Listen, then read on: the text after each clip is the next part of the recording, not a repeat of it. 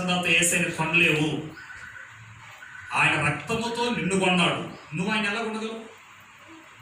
ఒక్కసారి ఆలోచించున్నాడు. కాబట్టి యేసు ప్రభుతో కూడా సకల జనులు వెంబడిస్తూ ఉన్నప్పటికీ దేవుడు ఒక మాట అన్నాడు. ఆ మాట చెప్పి నేను సమయంలో ప్రార్థన చేస్తానండి. లోకాసు వార్త 6వ అధ్యాయము 38వ వచనాన్ని ఒకసారి క్షుణ్ణంగా చదువుకుందామండి. లోకాసు వార్త 6వ అధ్యాయము 38వ వచనం. క్షమించుడి, ఇయ్యుడి, అప్పుడు మీకు ఇయ్యబడును, అణచి కుదిలించి దిగజారునట్లుగా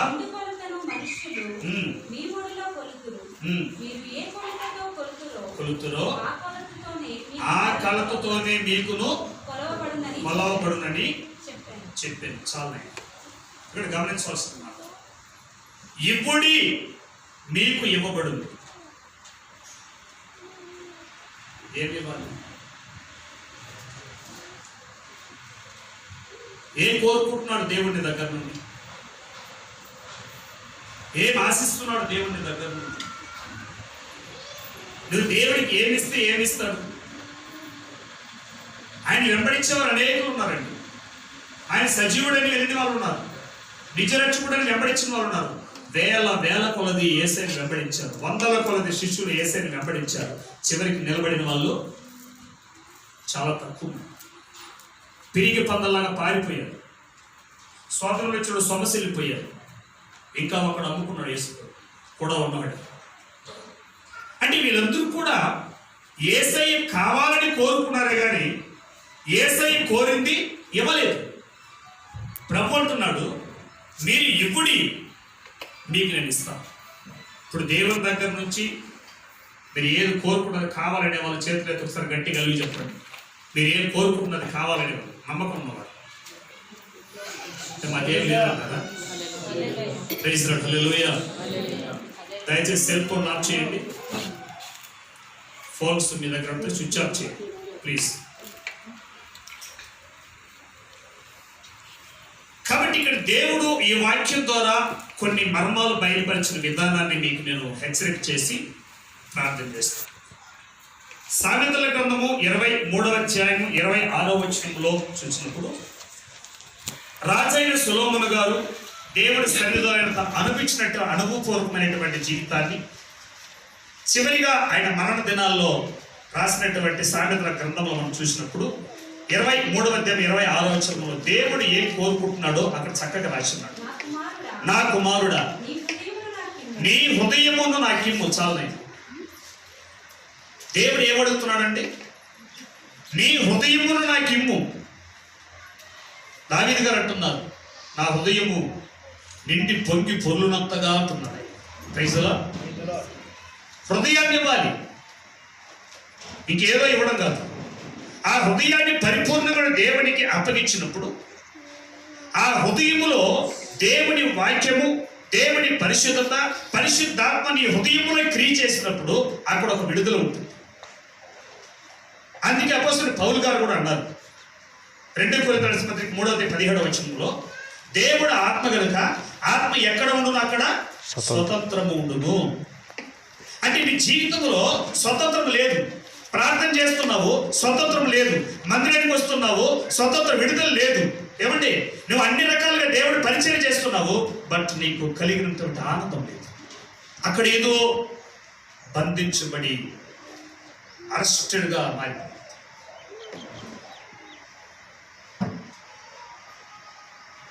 నీ హృదయంలోనే ఆనందం లేదు. సంతోష హృదయ ముఖమున తేటలిచ్చు మనోదుఖముల ఆత్మ నలిగిపోవును. ఈ ముఖాలు చూస్తూ ఉంటే ఏదో పోగొట్టుకున్నట్టు, ఏదో జరిగిపోయినట్టు, ఏదో జరగబోతుంది అన్నట్టు భయాందోళనగా ఉంది మీ ముఖాలు. ఏదో భయాందోళనగా ఉంది. నాకేం జరుగుతుందో, నా ఇంటికి ఏం జరుగుతుందో, నా జీవితంలో ఏం జరుగుతుందో, నా ఉద్యోగంలో ఏం జరుగుతుందో, సంథింగ్ ఎక్కడో నీలో ప్రశ్న ఏర్పడుతుంది. అందుకే మీ ముఖాలు విచారంగా ఉన్నాయి, ఏదో బాధాకరంగా, దుఃఖకరంగా ఉన్నాయి. దేవుని సంగమా, వాక్యం ప్రకటిస్తున్నటువంటి నేను యేసయ్య నామం చెప్తున్నాను. నీ కుటుంబాల గురించి ఆలోచించుపిస్తాను. నీ భార్యను బట్టి, నీ భర్తను బట్టి, నీ పిల్లలను బట్టి, నీ ఉద్యోగాన్ని బట్టి, నీ స్థితిని బట్టి ఆలోచించొద్దు. కేవలము నీకు నీవుగా హృదయాన్ని పరిపూర్ణంగా దేవునికి అప్పగించగలిగితే నీ ద్వారా నీ కుటుంబానికి ఒక విడుదల దొరుకుతుంది. కొట్టలు చప్పట్లు గట్టికి వస్తాయి. ఒకవేళ స్థితి ఎవరిని బట్టైనా నీ ఇంటి స్థితి మారిపోయి ఉండొచ్చు, ఎవరిని బట్టైనా నీ కుటుంబానికి శిక్ష వచ్చి ఉండొచ్చు.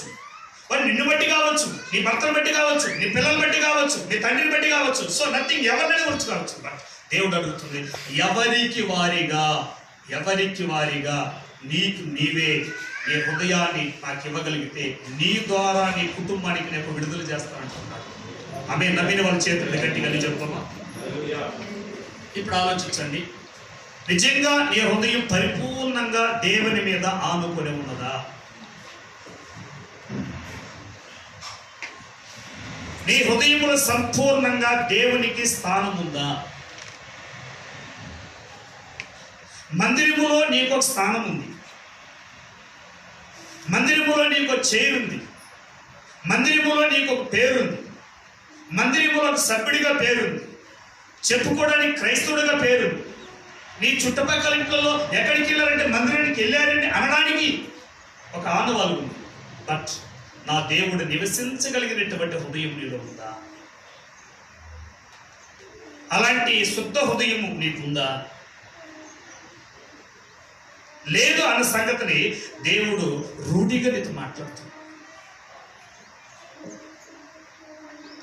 అందుకే నీ ముఖము వికారముగాను ఉంది. అందుకే నిన్ను చూసి వారు భయపడుతున్నారు, నిన్ను చూసి వాళ్ళు హేళన చేస్తున్నారు. నీతో మాట్లాడడానికి నీ కుటుంబ సభ్యులకి ఇష్టం లేదు, నీతో మాట్లాడడానికి సంఘ సభ్యులకి ఇష్టం లేదు. కానీ నువ్వు అనుకుంటున్నావు నన్ను ఎందుకు వేరుగా చూస్తున్నావు. వాళ్ళు వేరుగా చూడలేదు, నీ హృదయం వేరుబారి. ఫైసలా, నీ హృదయం వేరైపోయింది. నీ హృదయం వేరైపోయింది కనుక సమాధానానికి సంతోషానికి దూరం అయిపోయింది. కాబట్టి ఆ హృదయం నిన్ను గాయపరుస్తూ ఉంది, బాధపరుస్తూ ఉంది, క్షీణింపజేస్తూ ఉంది, కృంగదీస్తూ. శ్రమ దినమనను కృంగినెడల శాతగాని వాడదు. ప్రైజ్ గాడ్, హల్లెలూయా. మనం కృంగిపోదు. అందుకే ప్రభు అంటాడు, మీ హృదయములను కలవరపడనీయకుడి. మీ హృదయాలు కలవరంతో ఉన్నాయి, కలవరాలు. యేసు ప్రభువు అన్న మాట మనం గమనిస్తే, ఈ ప్రజలు తమ పెదవులతో నన్ను కనపరుచుతున్నారు కానీ వారి హృదయం మనకు దూరముగా ఉన్నది. మనుషుల పద్ధతులే దైవ ఉపదేశములను నమ్ముచూ నన్ను వ్యర్థంగా ఆరాధిస్తూ ఉన్నారు. మనం చేసే వర్షిప్ వేస్ట్. పిల్లలు ఇంతవరకు పాడి ప్రార్థించినటువంటి వర్షిప్ నీ పక్షాన దేవుని దగ్గరికి వెళ్ళిందా? నువ్వు ఆరాధనలో ఏకమైపోయి ఆరాధన చేసావా? నీ హృదయ అంతరంగంలో నుంచి ఆరాధన చేసావా? లేక పిల్లలు పాడుతున్నారు, ఆడుతున్నారు, చప్పట్లు కొట్టుకుని టైం పాస్ చేశారు? ఒక్కసారి ఆలోచించుకోవచ్చు. జయరాజు బాగా ప్లే చేస్తాడు, బ్లెస్సీ బాగా పాడుతుంది, హ్యాపీగా 2 టీవీలు పెట్టారు కనిపించుకోవడానికి. కనిపించి పాట గొప్పతనంగా వస్తుంది, ఆత్మను ఆరాధించి పాడాలి, అది గొప్పతనం. ప్రైజ్ గాడ్, హల్లెలూయా. కళ్ళు మూసుకొని ప్రభుని ఆరాధించి ఆత్మల పరవశం అవ్వాలి. కానీ టీవీలు పెట్టేసి దాంట్లో చూసుకొని పడుతుంది, ఏం పరవశిస్తావు? అక్షరాలు చూస్తావు కానీ, జయరాజు రాగాన్ని చూస్తావు కానీ దేవుడిని చూడలేవు. అందుకే ప్రభు మాట్లాడుతుంది మత్తయి సువార్త 5:8, హృదయ శుద్ధి గలవారు ధన్యుల వారు దేవుని చూచెదరు. ప్రైజ్ గాడ్, హల్లెలూయా. కాబట్టి నీ ఆత్మతో సత్యముతో ప్రభుని ఆరాధించాలి. ఆ ఆరాధనలో విడుదల ఉంది, ఆ ఆరాధనలో ఆత్మ కార్యాలు జరుగుతుంది, ఆ ఆరాధనలో నీకు శక్తి వస్తుంది, ఆ ఆరాధనలో నీ జీవితం మార్చివేస్తుంది. అందుకే ప్రభువాకి తెలుసు, దేవుడు ఆత్మ గనుక ఆరాధించి వారు ఆత్మతోనూ సత్యముతోనూ ఆరాధించాలి. ఈ సిటీలలో ఇది ఫేమస్ అయిపోయింది. ఒకవేళ మీ బాధగా ఉంటే ఏమనుకోకండి, ఇది ఫేమస్ అయిపోయింది. బ్యానర్ కట్టి అది కనిపించేలాగా ఆరాధన చేయాలి, లేదంటే వాళ్ళకి తెలియదు, వాళ్ళు పాడలేదు. 10 రోజులు పాడి 11వ రోజు పాడతారు కదా. ప్రైజ్లా. ఒకవేళ టీవీని చూస్తారు, అక్షరాలు చూస్తారు కానీ పాడే వాళ్ళు చూస్తారు కానీ పరవశించి దేవుణ్ణి ప్రార్థించలేదు, ఆరాధన చేయలేదు. దేవునికి స్తోత్రం. కాబట్టి దేవుని సంగమా, నువ్వు గుర్తించవలసినటువంటి విషయాన్ని దేవుడి యొక్క కృపను మీకు హెచ్చరిక చేస్తూ ఉన్నాను. మనం మొదటిగా దేవునికి హృదయాన్ని అర్పించాలి, ఇవ్వాలి. ఇప్పుడు ఆలోచిద్దాం. నీ హృదయము ఎవరికి ఇచ్చున్నావు? నీ హృదయము ఎక్కడ? ఒకసారిట ఒక ముసలావిడ, ఒక విధవరాలు, ఆమెకి ఎవరు లేరు, మందిరానికి వస్తూ ఉన్నారు. ఒకరోజు లేక ఒక 4 కేజీ మటన్ తీసుకున్నాడు. పైసలు లేదు కదండి, ఒకరోజు మటన్ తీసుకున్నాడు. సండే అవన్నీ ప్రిపేర్ చేసి విలేజ్లలో ఉట్టి కడతారన్నమాట, పైకి ఏలాడదీస్తారు. ఆడ గట్టి పెట్టి డోర్ కూడా లేదు ఆ ఇంటికి. ఆమె ఆరాధనకు వచ్చారు. అలాగే ఆరాధన చేస్తూ ఉన్నారు. ఈవిడ ఆరాధన చేస్తా ఉంటే కళ్ళు మూసుకొని ఆరాధన చేస్తుంది. ప్రార్థన అయిపోయింది, కూర్చున్నారు. పాస్టర్ గారు వాక్యం చెప్తున్నారు. ఏం నిద్రపోయారు. ఆ నిద్రలో ఆ ఉట్టి మీద ఉన్న మటన్ని నల్ల కుక్క వచ్చి తింటూ ఉందంట. ఏం తింటుందండి? నల్ల కుక్క మటన్ని ఎగిరి తింటూ ఉందంట. ఏమి చాలా కోపం వచ్చింది. నిద్ర కదండి, నిద్రలో ఎగిసి తన్నారంట ఎదురుగా ఉన్న వ్యక్తిని. అంటే ఆయన కుక్క ఇప్పుడు ఆమెకి తన్నడంతో అయ్యో ఎవరో తన్నారని లేచి నిలబడితే గూనోడికి బాగా అయిపోయిందంట. ఫోటోలు చప్పట్లు కనిపిస్తుంది. 12 సంవత్సరాలు గూనోడు. ఆమె ఒక తన్ను తింటే దేవుడే తన్నాడు అనుకుని ఆయనకి బాగా అయింది. ఇప్పుడు గూనోడికి మనసు ఎక్కడుంది? ఈ మటన్ తిన్నా మనసు ఎక్కడుంది? అసలు ఆలోచించాలి. మందిరములోనే ఉన్నారు చూడడానికి, కానీ ఆమె హృదయము ఇంట్లో ఉన్న మటన్ మీద ఉంది. వాక్యాన్ని వింటున్న దేవుని బిడ్డ, దేవుని కుటుంబమా, ఎవరుస్తురాలా, నీ హృదయం ఎవరి మీదో పెట్టుకొని, దేని మీదో ఉంచుకొని, నా దేవునికి స్థానం ఇవ్వకుండా నువ్వు రోజంతా గోజారి ప్రార్థన చేసిన నీ ప్రార్థనకి శిక్షే తప్ప ఆశీర్వాదం. నీ ప్రార్థన, నీకు ఫలించిన ప్రార్థన నీకు అనిపించవచ్చు. మొన్న ఒకరి కుటుంబంలో సమస్య ఏర్పడింది. ఆ సంఘంలో నేను బయట ఉన్నాను. పాస్టర్ గారు ప్రైజ్ లార్డ్ అన్నాడు. చెప్పయ్యా, మా ఇంట్లో సమస్య ఉంది, మీరు వచ్చి ప్రార్థన చేస్తారా అన్నారు. నీ ప్రార్థన ఏమైందండి? నీ ప్రార్థన ఏమైంది? అటు కాదండి, మీరు రావాలన్నారు. నేను రానండి. మళ్ళీ ఫోన్ చేశారు. బ్రదర్, నీ ప్రవర్తన సరిలేదు, ఫస్ట్ నువ్వు చక్కదిద్దుకున్న వచ్చి ప్రార్థన చేస్తాను. భార్యని కొట్టున్నాడండి. భార్య ఏడుస్తుంది, ఈయన నాకు ఫోన్ చేస్తాడు. ఈయన పవిత్రుడైపోయింది. నీ ప్రవర్తనే సరి చేసుకో ఫస్ట్, తర్వాత వచ్చి ప్రార్థన చేస్తాను చెప్పి ఆయన కొరకు మందిరంలో ప్రార్థన చేస్తాను. పశ్చాత్తాపం కలిగి భార్య దగ్గర క్షమాపణ అడిగాడు. సాయంత్రం కుటుంబ ప్రార్థన పెట్టాను. కుటుంబం వెలిగించబడింది. పట్టాలు సఫలం వెలిగిస్తాను. అందుకే ఈ మాట్లాడుతుందంటే, భార్యని కొట్టి, భర్తను తిట్టి, తల్లిదండ్రులను వేధించి, పిల్లల మీద నిందారోపణ చేసి, ఇన్ని రకాలుగా నీ హృదయములు పెట్టుకొని దేవుడా దేవుడా దేవుడా దేవుడా అని రాత్రి పగలు ప్రార్థన చేసినా నీ ప్రార్థన దేవుడి దగ్గరికి వెళ్తుందా? పాస్టర్ గారు చెప్పారండి ప్రార్థన చేయమని. అవును, ఎలాంటి ప్రార్థన చేయమన్నారు? హృదయంలో కలుషితం పెట్టుకొని, క్షమించలేని మనసు పెట్టుకొని, పాపాన్ని పెట్టుకొని పెదవులతో ప్రార్థన చేస్తే ప్రతిఫలం దొరుకుతుందని ఆశించగా కనుక నీ హృదయాన్ని పరిపూర్ణంగా నా ప్రభు దగ్గర అర్పణించాలి. 51వ కీర్తన 3వ వచనంలో మనం చూసినప్పుడు, భక్తుడైన దావీదు గారు ఒక తప్పు చేశారు. ఆ తప్పిదాన్ని ఒప్పుకోక ఎవరు చూడలేదు కదా అనుకొని ప్రార్థన చేయడం మానలేదు. రోజుకి 7 ప్రార్థన చేస్తూనే ఉన్నారు. అయితే ఆ పాపానికి, ఆ ప్రార్థనకి ప్రతిఫలం ఏమొచ్చిందండి? మరణం. ఇప్పుడు ఆయన గారు ప్రార్థన ప్రభు విన్నాడా? సహోదరుడా, నీ ప్రార్థన ప్రభు వింటున్నాడని కళ్ళగంటున్నావా? సహోదరి, నీ ప్రార్థన గొప్పదని అనుకుంటున్నావా? ప్రార్థనలో జీవం ఉండాలి. అలవాటు ప్రార్థనగా చేయకూడదు, అనుకూలమైన ప్రార్థన చేయాలి. Praise the Lord. అలవాటు ప్రార్థన కాదు, అనుకూలమైన ప్రార్థన చేయాలి.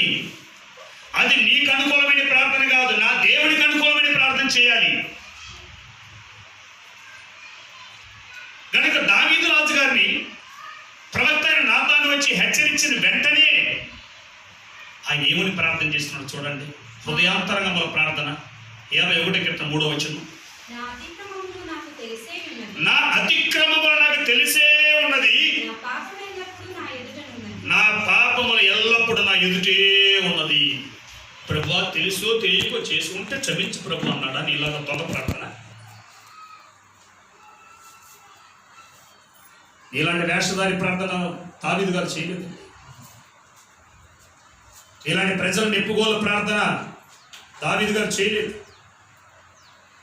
ప్రతిష్ఠిత ప్రార్థన, సమర్పణ కలిగిన ప్రార్థన, ఒప్పుగోలు ప్రార్థన, విడిచిపెట్టే ప్రార్థన చేశారు. నా అతిక్రమం నాకు తెలిసే ఉన్నది, నేను చేసిన పాపం నా కళ్ళెదుటి కనిపిస్తూ ఉన్నది. సహోదరి, నీ పాప నీ కళ్ళెదుటి కనిపించలేదా? కానీ నువ్వేం చేస్తావు? నీ పాపాన్ని తీసుకుని నీ భర్త మీద పెడతావు. ఆదాము అవ్వ మీద చెప్పినట్టు చెప్తావు. నీ తప్పెట్టు ఒప్పుకోగా మా ఆయనే, మా అత్త మానే. ఎంత దోషపూరితమైన ప్రార్థన చేస్తున్నావు? దేవుణ్ణి అవమానపరిచే ప్రార్థన చేస్తున్నావు, దేవుణ్ణి దుఃఖపరిచే ప్రార్థన చేస్తున్నావు, సంఘాన్ని అవమానపరిచే ప్రార్థన చేస్తున్నావు, సేవకుణ్ణి అవమానపరిచే ప్రార్థన చేస్తున్నావు. తెలియదా నీ తప్పెట్టు? ఒకసారి జరిగిన సంఘటన చెప్తాను నా జీవితంలో. మొట్టమొదటిగా నాకు 2 వీలర్స్ లేదు, ప్రార్థన చేశాను. టీవీఎస్ హెవీ డ్యూటీ పంపించాడు దేవుడు. 7 మాసాలు మాత్రమే నా దగ్గర ఉన్నది. వెంటనే యాక్టివ్ బండి ఇచ్చాడు. ఇచ్చిన వెంటనే ఈ బండి ఒక సేవకుడు ఫ్రీగా ఇచ్చేసాడు. యాక్టివాన్ని కూడా ప్రభు నువ్వు ఇచ్చావు కాబట్టి ఇది కూడా సేవకే ఇస్తాను ప్రభు అని సమర్పించుకొని ప్రార్థన చేశాను. కొన్ని ఇన్సిడెంట్ జరగటం వల్ల పాస్టమ్మ గారి మాటలు విని భయపడి దాన్ని ఇచ్చేస్తాను. ఒక 15,000కి, అది కూడా సేవకి ఇచ్చాను. అదే సమయంలో 15,000 రూపాయలు అప్పుడే పాలయామిచ్చే గారు హైదరాబాద్కి వచ్చారు. ఆ పైసలు ఖర్చు పెట్టి ఇక్కడికి వచ్చేసారు. తిరిగి వెళ్ళాం. దేవుడు అద్భుతం చేశాడు. సంఘంలో ఒక పెద్దకి 2 కిడ్నీలు ఫెయిల్యూర్ అని చెప్పారు, రాళ్ళు ఉన్నాయని చెప్పారు. ఆయన భయపడి ఏడుస్తూ ఉంటే జస్ట్ ఆయన మీద చేతులు పెట్టి ప్రార్థన చేశాను. కాళహస్తి టు తిరుపతికి వెళ్ళాం మానస కిడ్నీ సెంటర్ టెస్టింగ్ కోసం. ఇక్కడైతే 2 కిడ్నీలు స్టోన్స్ ఉన్నాయండి, ఖచ్చితంగా ఆపరేషన్ చేయాలన్నారు. వితిన్ 45 మినిట్స్ ప్రార్థన చేసుకుని అక్కడికి వెళ్తే మానస కిడ్నీ సెంటర్లో చూసి నీకు స్టోన్స్ లేవయ్యా, చప్పట్లు కొట్టాలి పెట్టేసి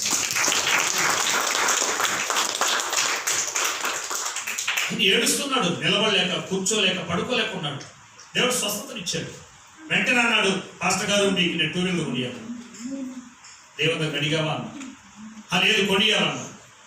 నేను కూడా కొద్దిగా బలహీనుడైపోయి ఆయన మాత్రం ఇదేడి 2 వీలర్ వచ్చేసి అక్కడి నుంచి రావడం, సోదరుల నుంచి బండి తీసుకుని ఇది కూడా దేవుడే ఇచ్చాడు అనుకున్నాను అంతే, అడగల అనుకున్నాను. 7 దినాలు వెహికల్లో తిరిగాను. 7వ రోజు భయంకరమైన యాక్సిడెంట్. పాస్టర్ గారికి కాల్ ఫ్రాక్చర్ అయింది. ఎందుకు జరిగింది? దేవుడు స్వస్థతనిస్తే కదా బండి ఇచ్చాడు. అనుకోలేదు, మోకరించి దేవుని దగ్గర ఇచ్చాడు. కృప నేను చేసిన తప్పేదో సత్యం. ఏడ్చాడు, బ్రతిమలాడాడు, బాటగా చూపించాడు. నీకు ఇచ్చిన వెహికల్ సేవకిస్తాను చెప్పావు కదా, 15,000కి అమ్ముకున్నావు కదా అన్నాడు. పైన వచ్చి మరుసటి రోజే 15,000 రూపాయలు పెట్టి వేరే ఒక 2 వీలర్ సెకండ్స్లో పడి ఒక సేవకుడిగా అక్కడ ఇచ్చేసారు. ఆ మీద ఉన్న మెంత తొలగిపోయింది. కొట్టాలి సప్పట్లు గట్టి. ప్రభా క్షమించే ప్రభా, నేను తెలియకుండా చేసేసాను ప్రభా అని చెప్పి నేను అంతతో క్షమించండి క్షమించండి క్షమించండి అడగలేదు. చేసిన తప్పు తెలిసే ఉంది, దాన్ని ఒప్పుకొని విడిచిపెట్టాలి, లేదా చేయదగ్గదని ఖచ్చితంగా దాన్ని చేసి తీరాలి. ప్రార్థన చేశాను. అతిక్రమణ తెలుస్తుంది కదా, నేను దైవజనుని కదా, మరి ప్రార్థన చేయొచ్చు కదా.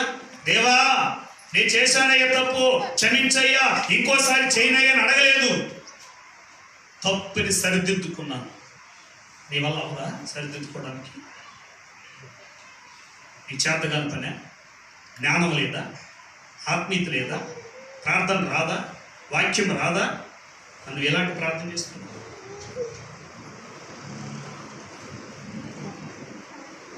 ఈ ప్రార్థనకి ఫలితం ఏంటి? ఎక్కడ నీ ప్రార్థన ఫలితం? కనిపించాలి, నీ కంటికి ఫలించాలి. చూసిన వెంటనే నువ్వు ప్రార్థన పరురాలని సాతాను చెప్పాలి, మనుషులు కాదు. ప్రైజ్ గాడ్, హల్లెలూయా. ఎవరు చెప్పాలండి? సాతాను చెప్పాలి నువ్వు ప్రార్థన పరురాలని, మనుషులు కాదు. మనుషుల దగ్గర మెప్పుకోలేకపోతానికి పరిస్థితి ప్రార్థన చేశాడండి. అది వానికే ప్రార్థన, దేవుని దగ్గరికి వెళ్ళలేదుగా. సేవకుడు కనిపించింది ప్రార్థన, దేవుని దగ్గరికి వెళ్ళలేదు. మందిరంలో కనిపించింది ప్రార్థన, దేవుని దగ్గరికి వెళ్ళలేదు. నువ్వు చేసే హృదయార్పణ కలిగిన ప్రార్థన ఉంటే నా దేవుడు నీ ఒక్క వ్యక్తి ద్వారా దేవుడు పిలుస్తాడు. దావీదు అంతరంగంలో దాగి ఉన్న ప్రతి పాపాన్ని పరిపూర్ణంగా నా దేవుడు పాదాల సన్నిధిలో ఒప్పుకొని ఒప్పుకొని ఒప్పుకొని విడిచిపెట్టి ఆయన జీవిత కాలంలో మరి యొక్క పాపము చేయలేదు. చప్పట్లు కొట్టి గట్టిగా దేవుని స్తోత్రాలు చెల్లిద్దాం. అందుకే దేవుడికి అతను హృదయానుసారుడిగా మారాడు. దేవుడు ఆయనకు సింహాసనాన్ని కట్టించాడు. ఆయన సంతానం సంతానం సంతానం సింహాసనం పైన కూర్చొని నేటికి పరిపాలన చేస్తూ ఉంది. ప్రియ తల్లిదండ్రులారా, ఒకవేళ మీరు నా బిడ్డలు బాగున్నారనుకుని కళ్ళకంటున్నారే, నీ ద్వారా నీ బిడ్డలకు ఇచ్చిన సింహాసనం కోల్చబడుతుంది.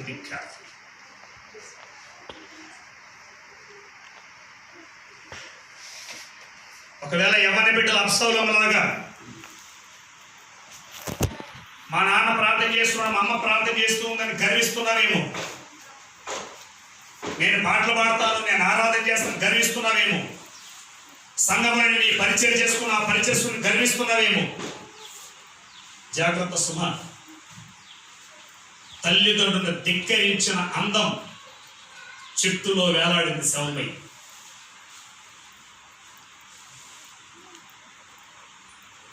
తల్లిదండ్రులు జాగ్రత్తగా ఉండాలి, ఎవరి బిడ్డలు జాగ్రత్తగా. నీ ఉద్యోగాన్ని బట్టు, నీ ధనాన్ని బట్టు, నీ ఐశ్వర్యాన్ని బట్టు, నీ అందాన్ని బట్టు, నీ జ్ఞానాన్ని బట్టు నువ్వు గర్వించినావు అనుకో, నువ్వు ఎవరికి దక్కలేదు. అబ్షాలోము ఎవరికి దక్కలేదు. చెట్టు కొమ్మ మీద వేలాడడానికి పనికొచ్చింది వాడి అందం. కనుక ఎవరి బిడ్డలు, తల్లిదండ్రులు, సంఘస్థులు కూడా ఈరోజు హృదయ అర్పణ కలిగి జీవించే వ్యక్తిగా నువ్వు జీవిస్తున్నావా అని నిన్ను నువ్వు ప్రశ్నించుకోవచ్చు. హృదయంలో దేవునికి సంపూర్ణమైన స్థానం ఉందా?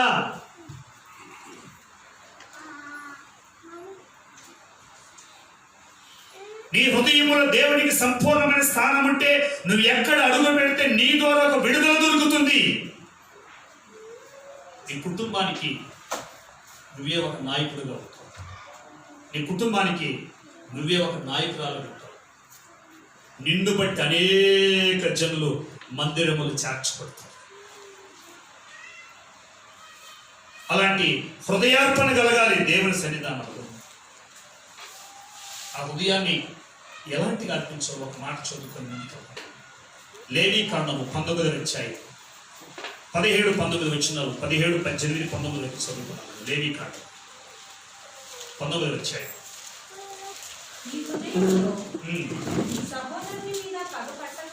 పగపట్టకూడదు,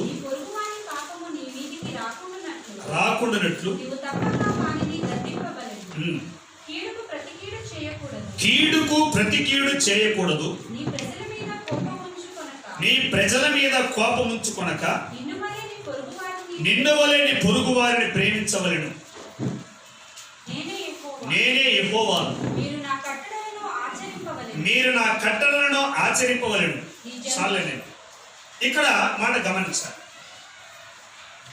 నీ హృదయములో ఎవరి మీద పగ ఉండకూడదు. పగ ఎవరి మీద ఉండదు. అది ఎంత ఘోర పాపినైనా కానీ నా దేవుడు క్షమించేవాడు. Praise the lord. అందుకే దేవుడు రెండవ ఆజ్ఞ అన్నాడు, నిన్ను వలె పొరుగు వారిని ప్రేమించు. బిడ్డ తప్పు చేస్తే క్షమించలేని తండ్రిని, ఒకవేళ తండ్రి తప్పు చేస్తే క్షమించలేని పిల్లలు, మరి ఈ కుటుంబం, ఈ హృదయము పరిశుద్ధమైన హృదయం.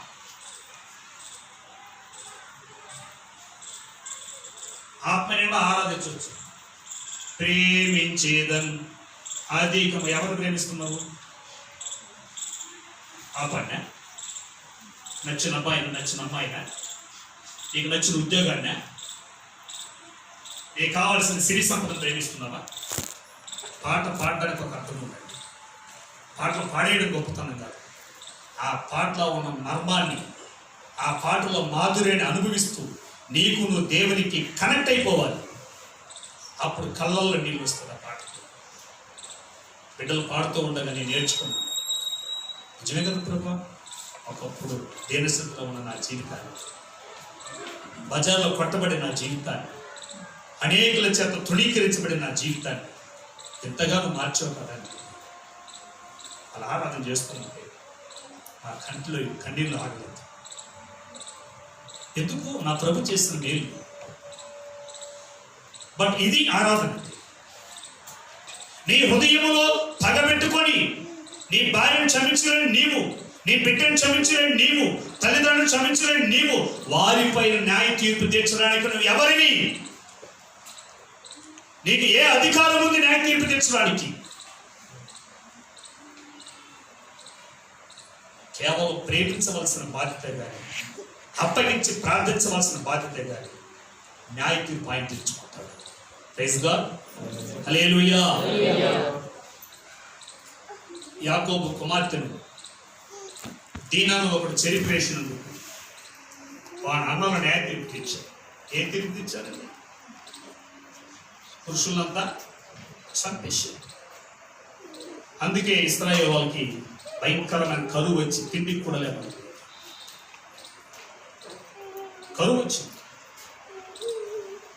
న్యాయ తీర్పు నీ చేతులకు తీసుకోకూడదు. నువ్వు తండ్రివైనా, తల్లివైనా, బిడ్డవైనా, ఎవరివైనా న్యాయ తీర్పును తీసుకోకూడదు.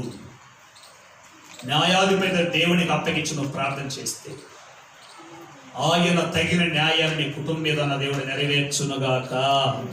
హల్లెలూయా. హృదయములో పగ ఉండకూడదు. ఎదుటి వారి పాపాన్ని నెత్తి మీద వేసుకొని మోసేటటువంటి వ్యక్తిగా నువ్వు జీవించకూడదు. కొందరు వీరి పాపం ఎలా ఉంటే ఎదుటి వాళ్ళ పాపాలు కూడా వేసుకో. వీరి పాపాన్ని వీడిని వెడవలేరు. వాళ్ళు అలాంటి వాళ్ళు, వీళ్ళు ఇలాంటి వాళ్ళని, వారి మీద పాపాన్ని వీరు మోసుకొని ప్రార్థన చేస్తూ ఉంటారు. ఎంతవరకు చేస్తావు ప్రార్థన? భారం ఎక్కువైపోయిందిగా. రోజుకి ఎంతసేపు ప్రార్థన చేస్తావు నువ్వు? అమ్మా 1 అవర్. ఉద్యోగం ఎన్ని గంటలు చేస్తావు? చెప్పలేదు. అది ఎన్ని గంటలు చేస్తావు? ఇంట్లో హౌస్ అయిపోతావు. ఇప్పుడులే ఉద్యోగం చేసేటప్పుడు 8 అవర్స్. చూడండి, 8 అవర్స్ డ్యూటీ. ఇంట్లో విస్తారమైన పనులు, దేవుని దగ్గర కాన్సెప్ట్. అంటే ఎవరికి ప్రాధాన్యత తీసుకున్నా ఎక్కువగా? చెప్పుకోవడానికి దేవుడు, అనిపించదని దేవుని ఆశీర్వాదం, ఆయన సన్నిధిలో అనిపించడానికి గంటసార్లు వచ్చి అవమానంగా అనిపించట్లా మనకి? సిగ్గనిపించదు కదా మనకు? వస్తే ఆలోచించండి. నిజమైన క్రైస్తవుడు 2 గంటల 40 నిమిషాలు ప్రభు సన్నిధిలో రోజుకు ప్రార్థన చేయాలి. హల్లెలూయా. సమయములో దశమ భాగాలు ప్రభువుకి ఇచ్చారు. 10వ భాగం వీళ్ళు గొప్పతనం కాదు మోహన్ బ్రదర్. నీ కొడుకులు సంపాదిస్తున్నారు, నువ్వు సంపాదిస్తున్న 10వ భాగాలు ఇక్కడ గొప్పతనం కాదు. నువ్వు నీ భార్య నీ కొడుకులు అందరూ కలిసి దేవునికి 2.25 గంట సమయం ఇస్తున్నారా? దానికి లేదు స్థానం. రే బాబా జాబ్ టైం ఏది లేరా పైకి 9 గంటలకు లేపితే వీడు 9:30 రెడీ జాబ్కి వెళ్తాడు. ప్రార్థన చేయడానికి లేకపోతే డబ్బు కావాలి, అప్పు తీరాలి, డబ్బు కావాలి. అప్పు లేపుతావు, ప్రార్థనకు లేపు. ప్రార్థన లేపుతావు, వాడు ఏమంటాడు? డాడీ మళ్ళీ చేస్తానులే డాడీ అంటాడు. రేపు డ్యూటీ టైం ఏదంటే హుషారుగా లేస్తాడు. ఏం ప్రార్థన చేస్తాడు? ప్రభా స్తోత్రం ఆత్మని వేస్తాను. ఆడేడబడి వస్తాడు. దేవుడు ఏం చేస్తున్నాడండి అంటావు. మరి నీ జ్ఞానం లేదా? నీ కొడుకు లేదు ప్రార్థన చేయించాలి తెలియదని. 8 అవర్స్ డ్యూటీకి పోతే నీ జీతం కట్ అవుతుందని మాత్రం ఆ భయం ఉంది తప్ప బిడ్డలు లేని ప్రార్థన చేయించాలని ఆ భయం నీకుంది అసలు?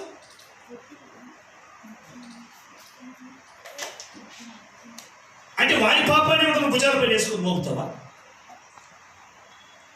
నీ బిడ్డల దగ్గర తగిన సమయం ప్రార్థన చేయకపోతే అది పాపం. సమయాలు ప్రవక్త అంటాడు కదా, నేను ప్రార్థన చేయకపోతే పాపం చేసిన వాడిని అంటాడు. హల్లెలూయా. మరి ఒకసారి చెప్తే మీ పాపమే మిమ్మల్ని పట్టుకోనుగాక.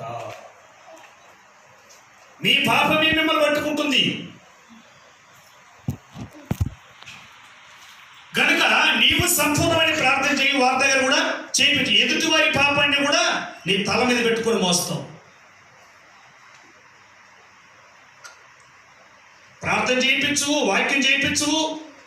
ఇక్కడ వచ్చి గిటార్ వాయించాలి వాడు. ఎన్ని గంటల సేపు ప్రార్థన చేస్తాడు? తప్పుగా భావించుకోకుండా ప్లీజ్. ఎన్ని గంటల సేపు ప్రార్థన చేస్తావు? గిటార్ వాయిస్తావు. రోజుకి ఎన్ని గంటలు ప్రార్థన చేస్తున్నావు? 1 అవర్.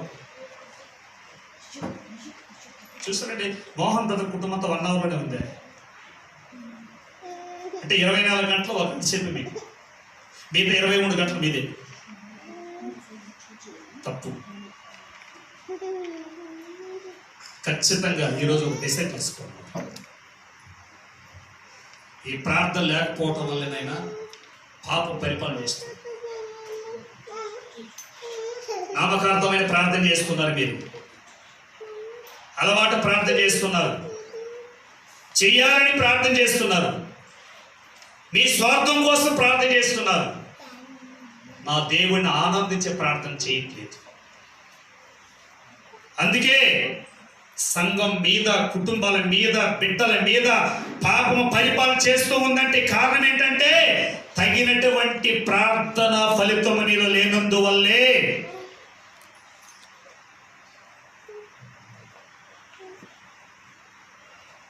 నిశ్చయించుకోవచ్చు. ఈరోజు డిసైడ్ చేసుకో, నా దేవుడు సన్నిధిలో సమర్పణ చేసుకో. ఈ దినము నుంచి నా దేవుడు నిన్ను ఒక ప్రత్యేకమైన ఆశీర్వాదానికి కారకులుగా నా దేవుడిని మార్చేస్తాను. Praise the lord. చివరి మాట చెప్పి నేను సమయంలో ప్రార్థన ముగించేస్తాను. ప్రార్థన చేసుకుందాం. 1 సమూయేలు గ్రంథము 16వ అధ్యాయం 7వ వచనం చదువుకొని మనం ప్రార్థన చేసుకునే సమయంలో 1 సమూయేలు గ్రంథం 16వ అధ్యాయం 7వ వచనం. అయితే యెహోవా సమూయేలుతో ఇలా సెలవిచ్చెను, అతని రూపమును అతని ఎత్తులను లక్ష్యపెట్టకుము. మనుషులు లక్ష్యపెట్టు వాటిని యెహోవా లక్ష్యపెట్టడు. నేను అతని త్రోసివేసి ఉన్నాను. మనుషులు పైరూపమును లక్ష్యపెట్టుదురు గాని యెహోవా హృదయమును లక్ష్యపెట్టడు. చాలే. దేవుడు హృదయమును లక్ష్య పెట్టువాడు. సమూయేలు ప్రవక్త ద్వారా దేవుడు రాజు నియమించడానికి పంపించారు. సమూయేలు ప్రవక్త అయి ఉండి కూడా ఆయన మనుషుల యొక్క ఆకారాన్ని చూసుకుంటూ వచ్చారు. ఆయన ప్రవక్త అయి ఉండి కూడా మనుషుల ఆకారాన్ని చూశారు. బాగా ఆలోచించాలి మాట. ఎంత ప్రవక్తలైనా నీ హృదయాన్ని చూడలేదు దేవుడు తప్ప. Praise the Lord. మా పాస్టర్ గారికి తెలుసండి నా గురించి అన్ని విషయాలు అని దొంగ నాటకాలు ఆడవచ్చు. నీ పాస్టర్ గారి దగ్గర నువ్వు నటిస్తున్నావు అన్న సంగతి దేవుడికి తెలుసు, నీకు తెలుసు. అంటే దైవజనుడు బహుస్థుతిగా మాట్లాడలేడు, బిడ్డలు బాధపడతారు,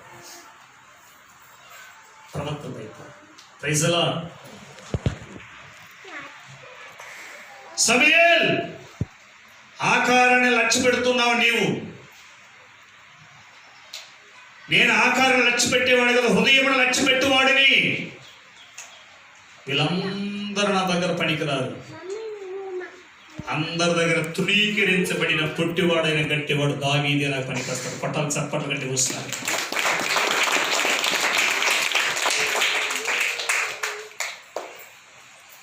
కోరుకున్నాడు. ఈరోజు నీ జీవితంలో ఒక అద్భుతం చేయబోతున్నాడు. ఇది వరకు నువ్వు కార్చిన కన్నీటికి బదులుగా నా దేవుడు ఎంగలార్పు నాట్యంగా మార్చుకుంటాడు. నీ ఇంటిలో చూసినటువంటి దుఃఖ సాగరాన్ని ఆనందదాయకంగా నా ప్రభు మార్చుకుంటున్నాడు. ఇది వరకు కలిగిన నష్టం ఎక్కడ జరిగిందో అదే సమయంలో దేవుడు అదే స్థలంలో నేను లాభదాయకంగా మార్చుకుంటున్నాను. Praise the lord. హల్లెలూయా. కాబట్టి మనం ఇప్పుడు ప్రార్థించాలి. ఎలాంటి ప్రార్థన అండి? 51వ కీర్తన 10వ వచనం చివరిగా ముగించేస్తాం. 51వ కీర్తన 10వ వచనం.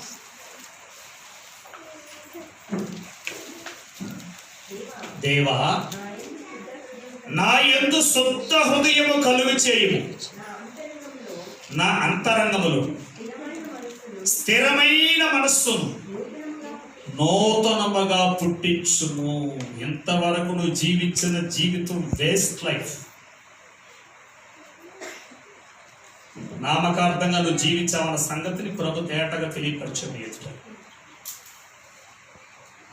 నామకార్థమైన క్రైస్తవుడుగా కుటుంబంగా జీవించావు. ఇప్పుడైనా ఒక స్థిర మనసు కలిగి హృదయాన్ని దేవునికి అర్పించుకొని, హృదయ అంతరంగంలో దాగి ఉన్న పగ, ఎదుటి వారి మీద ఉన్నటువంటి క్షమించలేని స్వభావం, ప్రేమించలేని మనస్సు, పాపాన్ని విడిచిపెట్టలేని హృదయం ఇప్పుడైనా నా ప్రభు ఇప్పుడు తిరగలుగుతుంది. నా దేవుడు ఒక నూతన హృదయాన్ని నీకు పుట్టించునుగాక. హల్లెలూయా, హల్లెలూయా. యెహెజ్కేలు గ్రంథం 36వ అధ్యాయంలో ప్రవక్త ద్వారా దేవుడు బయలుపరిచిన మాటని యెహెజ్కేలు గ్రంథం 36వ అధ్యాయం 25, 26, 27 వచనాలు చదువు.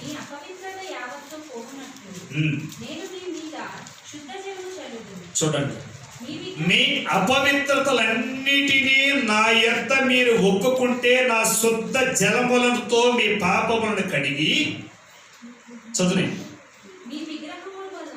మీ విగ్రహముల వలన, కనిపించే విగ్రహాలు కాదు, అంతరంగములుడే పగ, క్షమించలేని తనం, లోకానుసరమైన ప్రేమ, ధనాపేక్ష, శరీర ఇచ్చలు, ఈ విగ్రహాలన్నిటినీ కూడా వీటి వల్ల మీకు కలిగిన అపవిత్రత అన్నిటిని తీసివేసి నూతన హృదయమును మనందరిలో ప్రభు పుట్టించునుగాక. హల్లెలూయా. చూడండి, నూతన హృదయమును మీకు ఇచ్చేదను, నూతన స్వభావమును మీకు కలుగజేతును, రాతి గుండె మీలో నుంచి తీసివేసి మాంసపు గుండెను మీకు ఇచ్చేదను, నా ఆత్మను మీ యందుంచి నా కట్టడలను అనుసరింప. చాలండి. ఇప్పుడు దీన్ని బట్టి మీకు ఏం అర్థం అవుతుందని, హృదయాలు ఎలా ఉన్నాయని చెప్తున్నాడు దేవుడు. చెప్పాలి, మీరే చెప్పాలి, గట్టిగా చెప్పాలి. అమ్మో, నా హృదయం బాగుంది అనుకుంటున్నాను నేను. మీ హృదయములో పగ ఉంది, నీ హృదయములో ఎదుటి వారి పాపం ఉంది. అందుకే నీ హృదయం కఠిన మారిపోయింది, రాతి గుండిగా మారిపోయింది. నీలో తెలియని కసి, నీ హృదయము ద్వారా పాపము చేయడానికి నీ హృదయం సమీపములో ఉంది. నువ్వు చెయ్యొచ్చు, ఎదుటి వాళ్ళ దగ్గర చేయించవచ్చు. అట్టి హృదయాన్ని నాకు ఇస్తే ఇప్పుడే ఈ హృదయాన్ని నేను మార్చేస్తాను. హల్లెలూయా. ఈ స్వభావాన్ని నేను మార్చేస్తాను. ఒకసారి ఒక సంఘటన జరిగింది. ఒక గొప్ప రాజు ఒక అతను రేపు ఉదయం మీ ఇళ్లలో నుంచి నాకు పాలు తీసుకురండి అన్నాడు. పాలు, మిల్క్ తీసుకురండి అన్నాడు. ఎవరెవరు ఎంత తీసుకొస్తారో తీసుకురండి అంటే ఇంకా దాంట్లో చాలామంది పెద్ద పెద్ద టిన్నుల్లో, బిందుల్లో ఒక గ్లాసులో తెచ్చారు. అంత తెచ్చి పాలు కావాల్సిన చోట పోసారు. అందరూ క్యూ లైన్ నిలబడినారు. రాజుగారు ఏం చెప్తారు ఏమో. అందరూ తెచ్చారు ఆ పాలు. తెచ్చామండి. ఎవరెవరు ఎంత తెచ్చారు? మా శక్తి కూడా తెచ్చామండి. రే మంత్రి, వీళ్ళందరినీ పక్క రూమ్లో తీసుకెళ్ళు. అక్కడ వెండి, బంగారు, అతి విలువైనటువంటి రత్నములు ఉన్నాయి. వారి పాత్రలో దాని నిండా ఇచ్చి పంపించాలన్నాడు. వీళ్ళు గ్లాసులు తెచ్చిన వాళ్ళు దగ్గర గ్లాసులు తెచ్చిన వాళ్ళు, చిన్న చిన్న పాత్రలు తెచ్చిన వాళ్ళు ఒకరొకరు చూసుకుంటున్నారు. పెద్ద పెద్ద బిందెలు తెచ్చిన వాళ్ళు, టెండలు తెచ్చిన వాళ్ళు దారాలు వెళ్తున్నారు. అమ్మ, ఎంత తప్పు చేశానండి, ఎంత తప్పు చేశానండి. ఇంట్లో పెద్ద పాత్ర ఉంది, దాన్ని నిండా తెచ్చుంటే ఎంత బంగారు వచ్చేదో. ఎప్పుడు ఆలోచించారండి? ఏనైనా ఎప్పుడు ఆలోచించారు?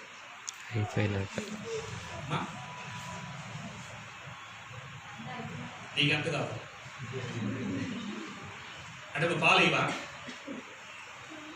ఎంత పాత్ర తెస్తా? నీకు ఎంత కావాలి? ఎక్కువ కావాలి, తక్కువ కావాలి? నీకు అవసరం ఉన్నా అంటే నువ్వే నిశ్చయించుకుంటావు దాన్ని ఎంత కావాలని. ఓకే, నీ హృదయము సంకుచితము కాకూడదు. ప్రైజ్ గాడ్, హల్లెలూయా. నీ హృదయాన్ని ఎంత ధారాళముగా నా దేవుడి సన్నిధిలో ఇస్తావో అంత ధారాళమైన ఆశీర్వాదానికి ఇవ్వబడునుగాక. Praise lord. అందుకే దేవుడు ఇవ్వుడి, నీకు ఇవ్వబడిన డబ్బు కాదు, వస్త్రాలు కాదు. నీ డబ్బుతో దేవుని ఆశీర్వాదాన్ని కొనలేవు. నీ హృదయంతో కొనగలవు దేవుని ఆశీర్వాదాన్ని. ప్రైజ్ గాడ్, హల్లెలూయా. ప్రభు బల్లకి ముందుగా 1 కొరింథీయులకు రాసిన పత్రిక 11వ అధ్యాయం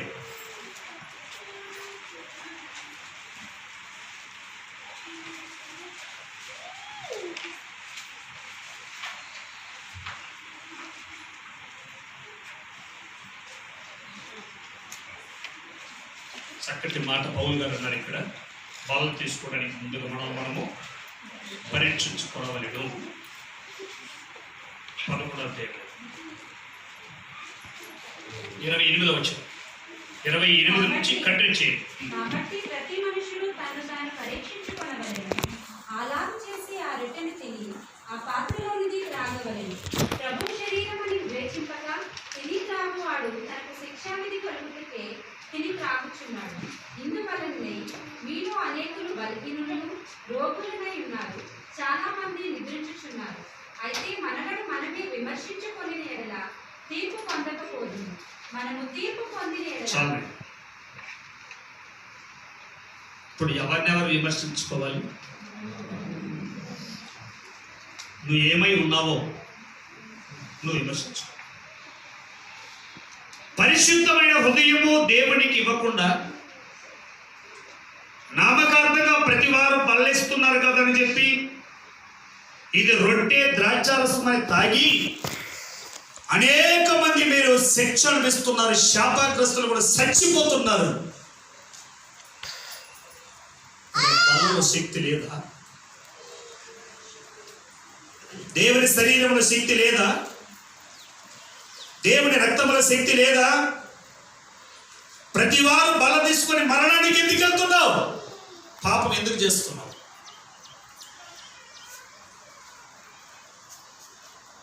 నిన్ను నేను విమర్శించుకునే స్థితిలో లేవు, కానీ ఎదుటి వాళ్ళు కూడా విమర్శించే హక్కు ఉంది.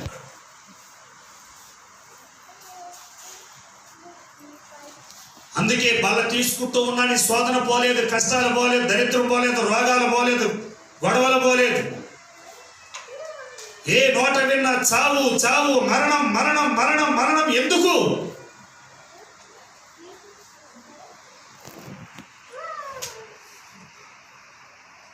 ఒక్కసారి నిన్ను విమర్శించుకోవాలి. యాకోబు రాసిన పత్రిక 5:16 చెప్తుంది, మీ పాపములు ఒకరితో ఒకరు ఒప్పుకున్నది. చివరి మాట వస్తుంది, మీ పాపములు ఒకరితో ఒకరు ఒప్పుకున్నది. నిన్ను నీ విమర్శించుకో, నీ పాపాన్ని.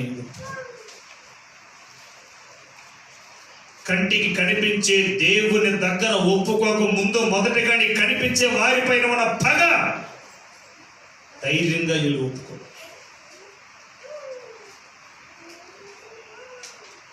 ఏ విషయంలో ఎవరిని క్షమించలేకపోతున్నావో, ఏ విషయంలో ఎవరి మీద నీకు పగ ఉందో, ఎవరి మీద నీ హృదయంలో గాయముందో, అది మారిపోవాలంటే ఇప్పుడే ఉన్న రీతిగా డైరెక్ట్గా వెళ్ళి క్షమాపణ అడగలిగిన ధైర్యం నీకుందా?